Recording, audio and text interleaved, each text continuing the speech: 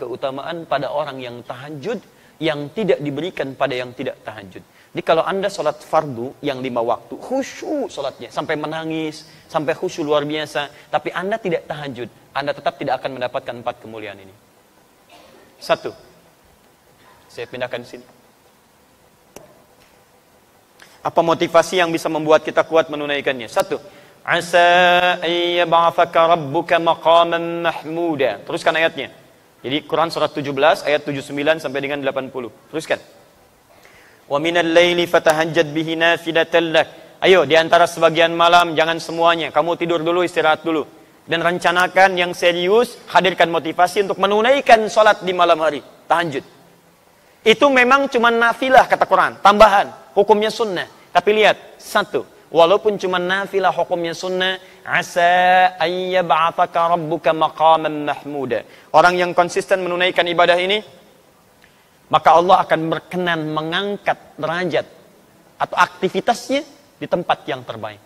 Singkatnya, orang yang rajin tahajud akan diangkat derajatnya oleh Allah dengan menempatkannya di karir terbaik dalam aktivitas kehidupannya. Karir terbaik.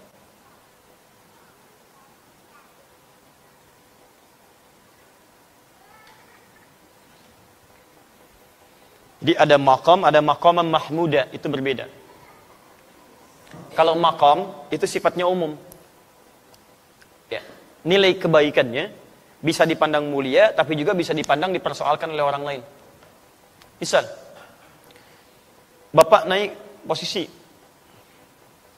Misalnya ada promosi jabatan jadi direktur. Naik ya, karirnya naik. Berarti dapat maqam tuh, dapat kedudukan. Apakah kedudukan yang dititipkan oleh Allah pada Anda bisa otomatis membuat orang lain senang? Belum tentu. Kok dia yang diangkat ya? Padahal dia baru masuk kemarin. Dia junior saya dan sebagainya. Nah, itu maqam. Tapi ada yang kedua. Begitu orang ini diangkat, semua mengatakan memang dia yang layak untuk mendapatinya. Dia yang layak. Sulit bagi orang mempersoalkannya. Mau cari celah nggak bisa. Karena semuanya sudah menutup celah-celah keburukannya. Bagus tuh. Nah, itu yang disebut dengan maqam mahmuda. Susah. Mau dihapus aja susah. Mau dibolak-balik papan tulisnya nggak bisa tuh. Ya. Pas di situ. Misal. Itu maqaman mahmuda. Nggak apa-apa. Sudah? Baik, jadi orang yang rajin tahajud, ini nasihat saya. Orang yang rajin tahajud, ditunaikan dengan benar, maka hal pertama yang Allah anugerahkan kepada kita, apapun aktivitasnya, Allah akan tempatkan di tempat yang terbaik dalam kehidupannya. Misal, kalau Anda misalnya pengusaha atau berbisnis atau apapun dalam kehidupan, termasuk ibu misalnya beraktivitas, maka Allah akan tempatkan di tempat terbaik menurut Allah, bukan menurut manusia. Kalau menurut manusia begini, posisi yang terbaik, manajer atau direktur? Bu, oh ibu langsung direktur itu ya. Baik. Direktur, alhamdulillah. Sekarang pilih mana bu? Direktur gajinya misalnya, taruhlah 200 juta sebulan. Tapi maaf, kesulitannya meningkat. Sulit sholat, banyak rapat, ya, kemudian mohon maaf aktivitasnya jadi melebar, ya, aktivitas bahkan dekat dengan maksiat. Kalau dulu misalnya, ya, mohon maaf ya, mainnya tenis, sekarang sudah golf, ya, yang dilihat sudah lain, yang dipukul sudah lain, yang nemani sudah lain. Kalau dulu yang ngantar-ngantar bawa mapnya laki-laki, sekarang direktur, sekretarisnya perempuan, misal. Atau manajer, gajinya beda sedikit lah, 100 juta misalnya. Sholatnya enak, nyaman. Jumatan juga nyaman, masih bisa ikut tausiah. Aktivitas bisa menghindar dari banyaknya maksiat. Ibu pilih mana sekarang, manajer atau direktur? Ah, sudah. Baik, ganti lagi Bu, ganti supaya paham betul. Manajer dengan pegawai biasa. Manajer levelnya gaji 100 juta. Masya Allah, tapi sholat susah, Jumatan susah, pengajian susah. Baik, peluang maksiatnya tinggi, gaulnya itu sudah mulai meningkat. Pegawai biasa, turunkan, gaji cuma 1 juta. Sholatnya enak, nyaman. Jumatan bisa, taklim lancar, maksiat tertinggalkan. Ah, ibu pilih mana? Manajer 100 juta, potensi maksiat tinggi, pegawai biasa 1 juta dekat dengan Allah. Ayo.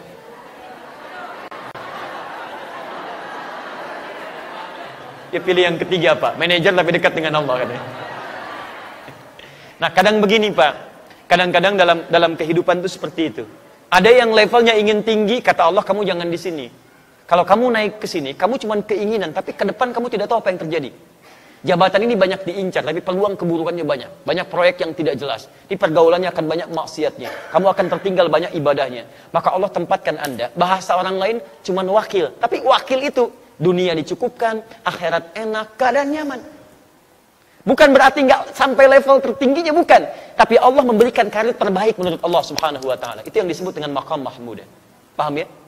Baik, saya pernah berikan ini, nasihat ini pada seseorang, dan luar biasa, Pak, karirnya cukup bagus, dan hebatnya, setiap kali akan promosi jabatan, orang keluarkan biaya ini itu, masuk ke DPR, kemudian diuji lagi, keluar biaya ini itu, orang ini nggak pernah mengeluarkan uang sepeser pun. Walaupun kedudukannya tinggi, tapi nggak pernah mencapai level yang tertinggi. Direktur utamanya tidak. Wakil direktur. Tapi alhamdulillah, nikmat juga, kerjaan nyaman, ya, dan ditunaikan ibadah dengan baik. Paham ya? Masya Allah. Ya kalau bisa direktur dengan tahajudnya itu lebih bagus kan? 2. Itu baru 1. Oh sebentar, sebelum kedua, saya lihat juga teman-teman yang mahasiswa. Saya pernah praktekkan ayat ini saat sedang belajar. Itu Masya Allah itu ya, ada perbedaan. Saran saya, kalau Anda masih belajar, juga kita beraktivitas, tolong jangan tinggalkan tahajud. Akan ada bedanya. Semua orang-orang pintar, orang-orang hebat, termasuk tokoh-tokoh kita. Ya, mohon maaf, pendahulu-pendahulu kita, orang-orang hebat luar biasa, pendiri negeri ini, itu demi Allah saya katakan, mereka hampir tidak pernah meninggalkan tahajud. Anda kenal Jenderal Sudirman? Kenal di mana? Luar biasa. Itu Masya Allah. Ya. Beliau ketahanan hidupnya luar biasa, bergelir ya, sebagian dari tubuhnya, bagian organ pentingnya sudah hilang. Tapi tahukah Anda, kalau beliau senantiasa berzikir di hadapan Allah Subhanahu wa Ta'ala, bangun malam menunaikan ibadah, berdoa dengan baik dan sebagainya, bagaimana anugerah Allah kepada beliau? Kiai Haji Agus Salim menguasai berapa bahasa, diplomat paling ulung, beliau menjaga syariat, bagaimana bangun malamnya? Silahkan cek. Para pendahulu kita luar biasa. Saya tidak mengambil contoh di luar supaya menghidupkan kebiasaan di bangsa kita. Sekarang kita butuh orang baik. Yang pintar sudah banyak. Berapa banyak ahli hukum yang dihukum? Banyak. Berapa banyak ahli ekonomi yang belum bisa mengangkat ya kehebatan ekonomi kita? Yang kita butuhkan sekarang orang pintar yang mulia, yang baik. Maka kita ambil contoh orang dulu untuk kita hidupkan di masa kini. Anda kalau tidak percaya silahkan cek menteri-menteri di awal masa-masa Indonesia. Bagaimana mereka tawadhu'nya? Bagaimana mereka hidup dengan bersahajanya? Siapa Bung Hatta? Anda cari lagi. Bagaimana beliau begitu jujurnya sampai ditanamkan pada putrinya. Ketika menerima kertas akan nulis surat, kata bapaknya, ini kertasnya kertas siapa? Kertas dari KBRI saya pinjam. Jangan gunakan fasilitas negara untuk kepentingan pribadi. Anda bisa bayangkan, putrinya mau menulis surat kepada bapaknya, menggunakan kertas untuk kertas negara. Di KBRI dia mau pinjam. Kata bapaknya, jangan gunakan kertas negara untuk kepentingan pribadi. Anda bisa bayangkan. Anda kenal M. Nasir, Perdana Menteri pada saat itu. Bagaimana hidupnya diabdikan untuk bangsa. Levelnya luar biasa. Qurannya, hadisnya, prakteknya sampai dihormati di Timur Tengah. Hanya cukup kalimatnya bisa menggerakkan Timur Tengah pada saat itu. M. Nasir. Tahukah Anda setelah selesai jabatannya cuma sepeda yang ditenteng di tangannya. Dan tidak memiliki rumah pada saat itu. Itulah yang kita butuhkan saat ini. Makanya bangsa kita terangkat mulia. Dan saya punya keinginan kita berubah jadi baik. Ketika kita baik, semua akan terangkat dalam kebaikan. Itu poinnya. 2. Wa qur rabbi adkhilni mudkhala sidqin. Dan katakan Muhammad, Rabbi adkhilni mudkhala sidqin. Ya Allah, mohon bimbing aku mengawali pekerjaan dengan baik. 1. Mendapatkan karir terbaik. Saya terjemahkan pakai terjemah balaghah ya, bukan terjemah biasa. Ya, kalau terjemah biasa mungkin bisa beda kelihatannya. Saya terjemahkan pakai terjemah ilmunya, pakai balaghahnya. 2. Mendapat bimbingan Allah. Bimbingan Allah. Bapak kerja dibimbing pimpinan, mudah pekerjaan. Siapa yang tidak mudah dibimbing Allah Subhanahu wa Ta'ala? Dan lihat bedanya ya. Jadi kalau Allah bimbing seorang hamba, bimbingan itu disebut dengan hudan namanya, hudan.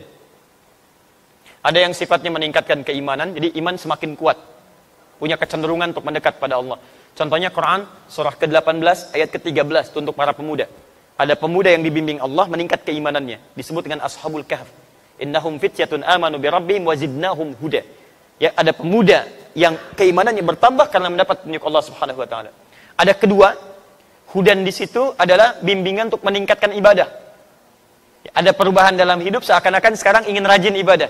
Dulu cuman salat fardu sendirian, sekarang pengen berjamaah, pengennya di masjid.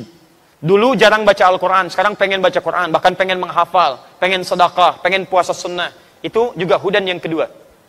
Dalilnya di Al-Baqarah ayat 2 sampai dengan ayat yang ke-5-nya. Dzalikal kitabu la raiba fihi hudan lil. Ketika hudan disebutkan pada muttaqin, apa bentuknya? Peningkatan amal saleh. Alladzina yu'minuna bil ghaib wa yuqimunas shalah wa mimma razaqnahum yunfiqun, dan seterusnya ayat. Ada hudan yang ketiga, ini yang paling dahsyat. Bimbingan Allah dalam semua level kehidupan.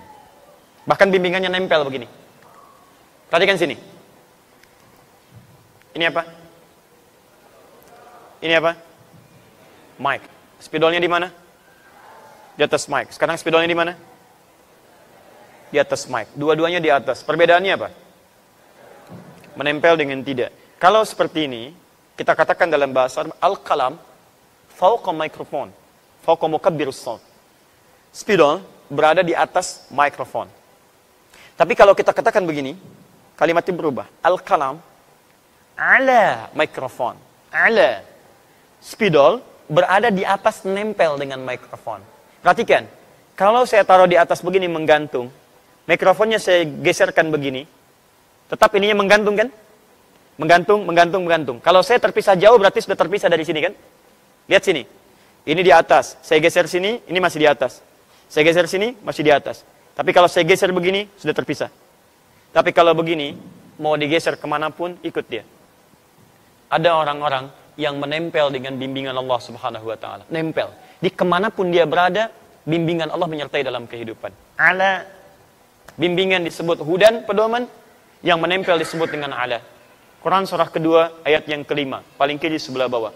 Ulaika ala hudan. Bukan fauqa hudan. Ala hudan min rabbihim. Ada orang-orang yang berikhtiar mengerjakan amalan-amalan sampai melekat padanya bimbingan Allah Subhanahu wa Ta'ala. Siapa di antara orang-orang itu? Kalau ingin jalan pintas, dekati Allah lewat tahajud. Asa ayyab'atsaka rabbuka maqaman mahmuda wa qur rabbi adkhilni mudkhala sidqin. Ya Allah, mohon masukkan aku dari tempat awal yang baik. Maksudnya bimbing saya setiap mengerjakan aktivitas. Bukan cuma bekerja, Pak, bukan cuma belajar, bukan cuma di rumah tangga, Bu. Lihat sini. Bukankah kita saat bangun tidur mata mulai melihat? Ada orang yang ketika melihat langsung dibimbing oleh Allah bagaimana cara melihat yang baik. Makanya mata orang yang dibimbing oleh Allah tidak akan pernah melihat yang tidak baik. Begitu melihat yang tidak baik, dia palingkan. Coba Anda saat bangun tidur apa yang dilihat? Hah? Belum tentu, bisa handphone. Lihat, oh ada WA masuk nggak malam ini? Baru bangun sudah handphone yang dilihat. Apakah ketika Anda melihat handphone semua gambar di situ baik-baik? Ada iklannya, ada yang tidak baiknya. Begitu Anda melihat yang tidak diperkenankan oleh Allah, begitu dilihat, Allahu Akbar, astagfirullah, sudah, cari, palingkan. Anda di jalan, berapa banyak gambar-gambar yang terbuka auratnya, gambar yang tidak baik. Kalau mata kita dibimbing oleh Allah, seketika kita palingkan. Dan hebatnya nanti, mata ini akan senang pada yang mulia saja. Melihat orang sedang baca Quran, kapan saya bisa membaca seperti itu? Melihat orang ikut ta'lim, ya Allah, saya belum ada kesempatan. Ya Allah, dekatkan saya pada tempat yang mendekatkan saya pada ta'lim. Terus, dan indah. Begitu melihat maksiat, astagfirullah, palingkan. Telinga begitu. Dengar yang baik, dekat. Dengar yang tidak baik, jauhi. Sampai ke ujung kaki. Dan hebatnya Pak, ini. Terutama tangan. Mustahil bisa berbuat maksiat. Anda bekerja, pertanyaan saya berapa kali organ tubuh kita berbuat maksiat dalam hidup? Ibu sih judulnya taklim. Tapi berapa kali dalam taklim membicarakan orang lain? Saya tidak Ustaz, alhamdulillah. Tidak seperti ibu itu tuh. Sama. Sama. Berapa kali pelaku taklim saling mencela satu dengan yang lainnya? Bikin status yang tidak baik. Jangan bicara yang umum-umum lah, yang taklim aja dulu. Katanya taklim, merubah diri lebih baik. Tapi kenapa setelah taklim jadi semakin tidak baik? Orang dulu jahiliyah banyak bertengkar, setelah taklim rukun. Aus dengan Khazraj 120 tahun, dendamnya kesumat tuh, luar biasa. Sampai turun Quran melukiskan bagaimana dendam mereka. Kalau disediakan materi semuka bumi untuk mengupas itu, menjadikan mereka nyatu kembali, kata Quran nggak akan bisa, saking kesumatnya dendamnya. Turun Quran surah ke-8 ayat ke-63. Lau anfaqta ma fil ardi jami'a ma allafta baina qulubihim. Kalau engkau infakkan semua yang kau miliki di bumi, nggak akan bisa nyatukan mereka. Tapi apa yang terjadi? Allah yang menyatukan mereka dengan risalah Al-Quran. Diajarkan oleh Nabi, dipersatukan lewat sunnah Nabi. Quran, sunnah yang musuhan 120 tahun bisa selesai pada saat itu. Anda baru ikut ngaji Quran, sunnah, 12 menit langsung mencela orang lain. Kenapa? Apa yang salah gitu? Coba cek lagi teman-teman sekalian. Dikembalikan. Quran itu membuat kita lembut. Kalau memang buruk, wajar untuk dicela. Keburukan wajar dicela. Tapi celaan itu menghadirkan kebaikan dalam kehidupan. Bukan penjauhan. Assalamualaikum. Besok aja ya. Besok aja. Kok nggak dijawab? Beda manhaj. Ya, tapi kita tidak perlu mencela orang lain. Artinya ada evaluasi untuk kita semua. Antum jangan mencela juga. Kalau mencela apa bedanya? Apa bedanya? Di celaan jangan dibahas dengan celaan. Ada celaan kita doakan dengan baik. Kita ajak dalam kebaikan, ajak dengan kelembutan. Dan jangan paksa orang. Tugas kita hanya mengingatkan, bukan memaksa. Nabi saja turun ayat, fadzakir innama anta mudzakir. Muhammad ingatkan, tugas kamu mengingatkan. Lasta alaihim bimusaitir, bukan paksa orang. Jadi kalau kita bukan Nabi paksa orang, artinya ada yang salah dalam kehidupan kita. Paham ya? Halo, kenapa jadi muram begini? Tiga. Saya sederhana. Kalau ada yang kurang baik dari saya, tinggalkan. Ada yang baik, silahkan ambil. Dan saya pun tidak paksa. Kalau ada bermanfaat, silahkan. Tidak baik, tinggalkan. Cari guru yang lain yang lebih baik mengajarkan, insya Allah. Sehingga hati kita tenang. Jangan sampai belajar, tapi hati nggak tenang. Ya. 3. Wa akhrijni mukhrajas sidqin. Diberikan solusi terbaik saat ada persoalan. Solusi terbaik. Masya Allah. Luar biasa. Tidak ada orang yang tidak punya masalah dalam kehidupan. Semuanya punya masalah. Tapi ada orang-orang yang sebelum mendapatkan masalahnya, sudah diringankan masalahnya oleh Allah Subhanahu wa Ta'ala. Bukan gak punya masalah, masalahnya sama. Coba lihat, saya tadi barusan mau ke sini Pak Bu. Macet Pak Bu. Kita lewat tol tadi, macet. Luar biasa. Dan bukan cuma saya mengalami kemacetan, banyak orang macet juga. Tapi apakah semua orang yang mengalami kemacetan punya sikap yang sama menyikapi kemacetan? Tidak. Ada yang saling klakson, ada yang mau senggolan, ada yang saling berselisih dengan kata-kata, ada yang saling macam-macam. Tapi tidak sedikit juga yang santai aja, mau ngapain? Mengeluh juga tidak menyelesaikan persoalan. Apakah dengan klakson macet selesai? Hah? Apakah dengan bikin status macet selesai?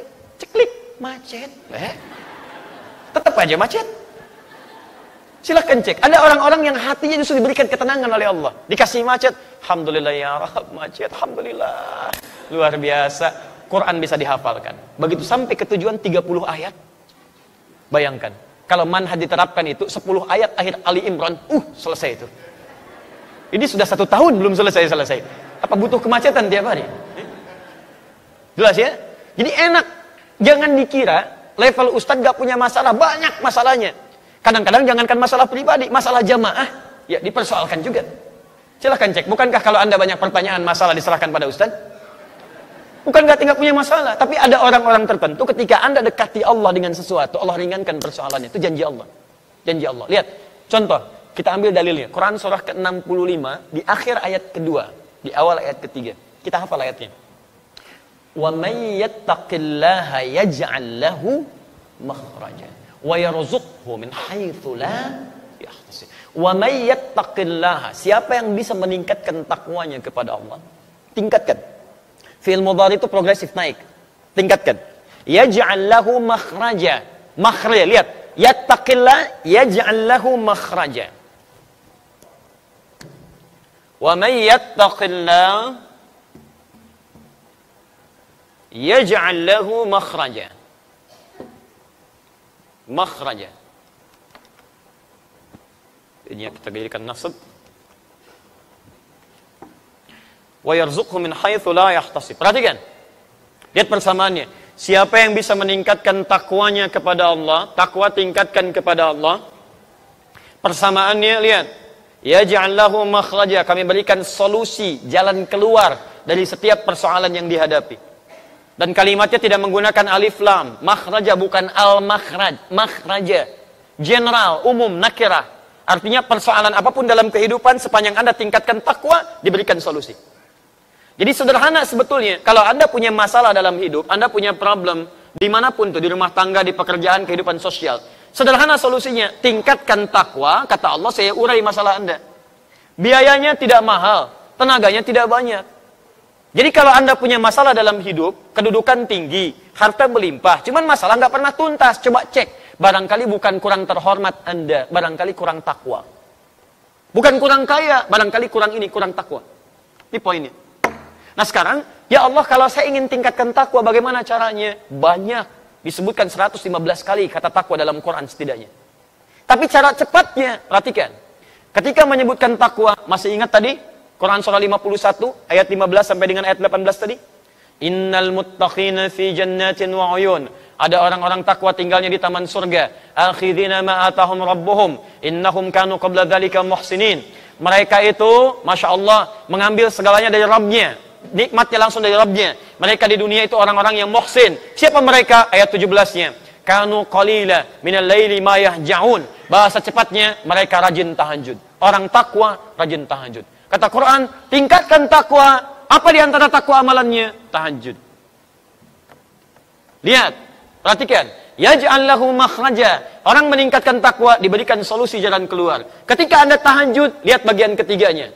Wa akhrizni mukhraja sidqin. Mukhraja sidqin. Asa ayyabathaka rabbuka maqaman mahmuda. Wa qur rabbi adkhilni mudkhala sidqin wa akhrijni mukhraja sidqin. Makhraja, jalan keluar. Kalau jalan keluar itu langsung dibimbing, langsung dibimbing, langsung dibimbing. Rubah kalimatnya dari kata makhraj jadi mukhraj. Makhraj, mukhraj. Orang rajin tahajud dibimbing Allah Subhanahu wa taala. Ketika punya masalah, bukan cuma dia yang berikhtiar untuk menyelesaikannya, tapi Allah langsung berikan bimbingan. Begini jalan keluarnya. Ini ambil, ini tinggalkan. Jangan bersedih, tanamkan keyakinan. Nabi pernah berusaha menghafal Quran dengan ikhtiarnya. Jadi begitu ayat Quran turun, itu beliau punya keinginan cepat menghafalkannya. Cepat, cepat, cepat, cepat. Tapi apa yang terjadi?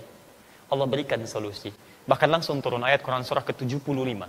Ayat 22 sampai 23. Ayat 16 sampai 18, maaf. Ayat 16 sampai 18. Lihat kalimatnya. La tuharrik bihi lisanaka lita'jala bi. Muhammad, kamu gak usah cepat-cepat menggerakkan lisan untuk sekedar ingin cepat menghafalkannya. Biasanya para penghafal kalau ingin segera cepat menghafalkan kan suka cepat mengucapkannya kan. Inna fi khalqis samawati wal ardi wa khilafil laili wan nahari la ayatin li ulil albab, la ayatin li ulil albab, la ayatin li ulil albab. Ulang diulang gitu kan? Tayyib. Lihat sini. Nabi Muhammad tidak. Muhammad jangan cepat-cepat gerakan lisan untuk cepat menghafalkannya. Inna alaina jam'ahu wa qur'ana. Biarkan kami yang menghimpun Quran dalam jiwamu. Fa'idha qara'nahu. Bagaimana cara menghimpunnya? Allah akan bimbing bacaannya. Jadi begitu dibacakan, dibimbing, fattabi' Qur'ana. Kamu ikuti saja bimbingan bacaan itu. Ada orang-orang yang menghafal Qur'annya, bukan cuma dia berikhtiar menghafal, tapi Allah tanamkan bacaan Qur'annya. Jadi ketika dia baca ada bimbingan dalam jiwanya. Cepat seakan-akan mengalir begitu deras.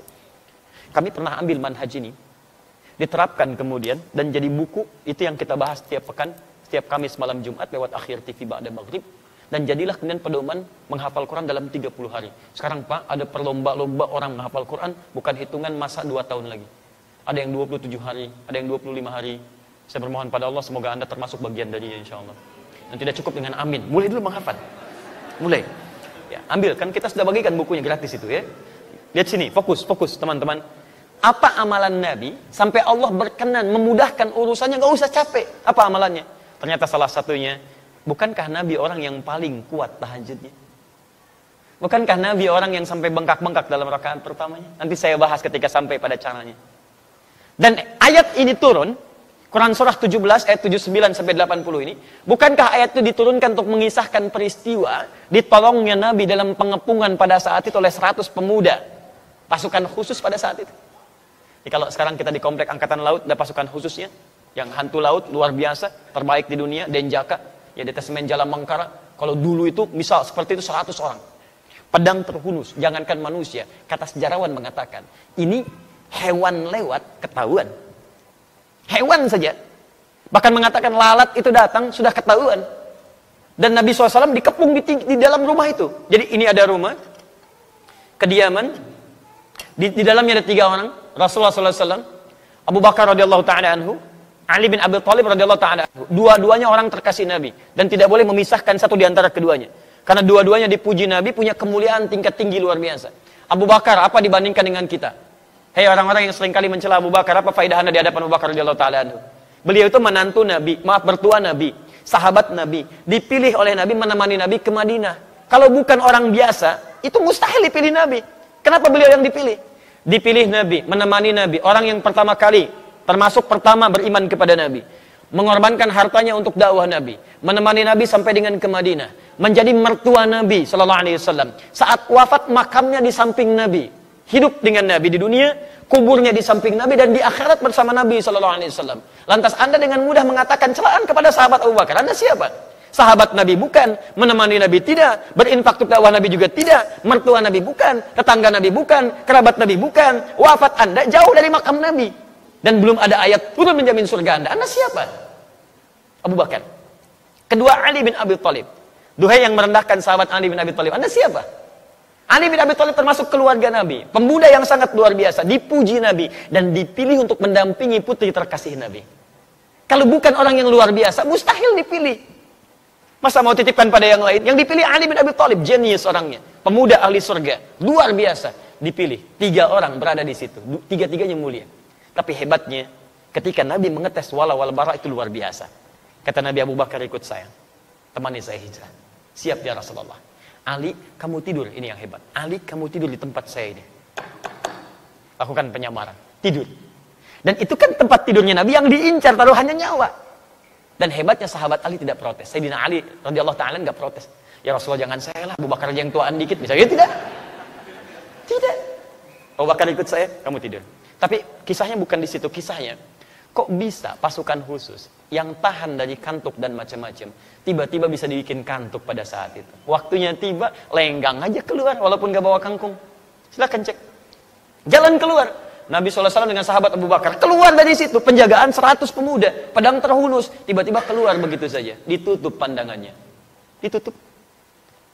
Apa yang bisa menyebabkan itu? Ayat-ayat yang turun tentang peristiwa tadi. Di antaranya ayat-ayat tahajud.